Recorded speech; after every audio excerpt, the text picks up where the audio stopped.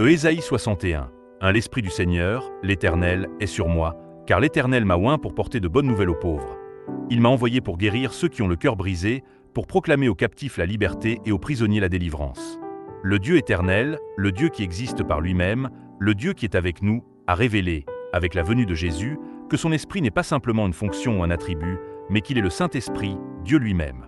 C'est ce que nous appelons la Trinité. Bien sûr, ce terme ne se trouve pas dans la Bible, mais il a été formulé par les théologiens pour exprimer le Dieu unique qui agit en trois personnes dans toute l'Écriture. 2. Jésus-Christ et la révélation du Saint-Esprit avec la venue de Jésus, la personne du Fils de Dieu a été clairement révélée. Et lorsque Jésus quitta ce monde, il promit d'envoyer un autre consolateur, semblable à lui. C'est ainsi que l'existence du Saint-Esprit comme Dieu a été révélée. Si Jésus est Dieu, qui pourrait nier que le Saint-Esprit, semblable à lui, est aussi Dieu? Jean 14h16 Et moi, je prierai le Père, et il vous donnera un autre consolateur, afin qu'il demeure éternellement avec vous. Cependant, depuis l'Ancien Testament, l'Écriture affirme aussi que Dieu est un. Ainsi, nous ne pouvons que reconnaître qu'un seul Dieu existe en trois personnes. Cette réalité dépasse totalement la raison humaine. C'est pourquoi le terme « Trinité » sert simplement à ne pas oublier le Dieu tel qu'il est révélé dans l'Écriture, Père, Fils et Saint-Esprit. 3. Les malentendus sur le Saint-Esprit et sa véritable nature, certains affirment que, puisque le mot « Trinité » n'apparaît pas dans la Bible, cette doctrine est fausse. Mais même si le mot n'existe pas, la révélation du Père et du Fils est clairement attestée, et Jésus lui-même a promis le Saint-Esprit, qui est effectivement venu à la Pentecôte, se manifestant à travers les disciples. Dans des périodes où la compréhension de la Trinité était faible. Le Saint-Esprit a souvent été réduit à une simple puissance ou à un feu divin. Ainsi, certains prédicateurs ont exhorté « Recevez le feu du Saint-Esprit » comme une formule. Même aujourd'hui, dans certains rassemblements, on considère parfois le Saint-Esprit non comme une personne divine, mais comme une puissance sacrée répondant aux attentes du dirigeant. Parce que le Saint-Esprit est esprit sans corps. Contrairement à Jésus, il est difficile pour l'homme d'en saisir l'existence.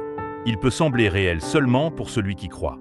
C'est pourquoi le théologien biblique Gordon fait à proposer de comprendre le Saint-Esprit comme la présence puissante de Dieu, insistant sur le fait que sa présence s'accompagne d'une puissance réelle comme la guérison et les miracles.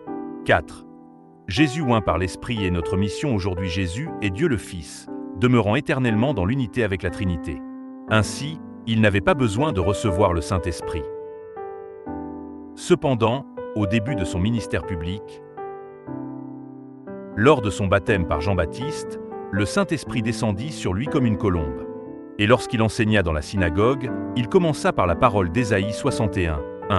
Il parla comme si, à cet instant, l'onction de l'Esprit venait de descendre sur lui, comme sur les prophètes de l'Ancien Testament. Mais en réalité, il est le Fils de Dieu, conçu dès sa naissance par le Saint-Esprit.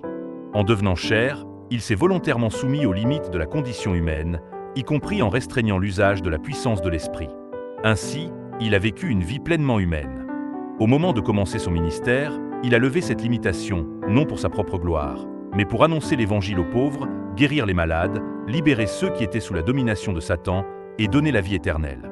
Parce qu'il n'a rien fait pour lui-même, il n'a jamais utilisé la puissance de l'Esprit pour se sauver lui-même, même lorsqu'il fut crucifié. Et c'est le Père et le Saint-Esprit qui ont ressuscité Jésus d'entre les morts. De même, lorsque nous croyons en Jésus, le Dieu Trinitaire agit en nous pour nous donner une vie nouvelle et nous conduire à la résurrection éternelle. Avec cette vie, sous l'onction du Saint-Esprit, comme Jésus l'a fait, nous sommes appelés à annoncer la bonne nouvelle aux pauvres, à guérir les cœurs brisés, à proclamer la liberté aux captifs et à conduire les hommes à la vie éternelle.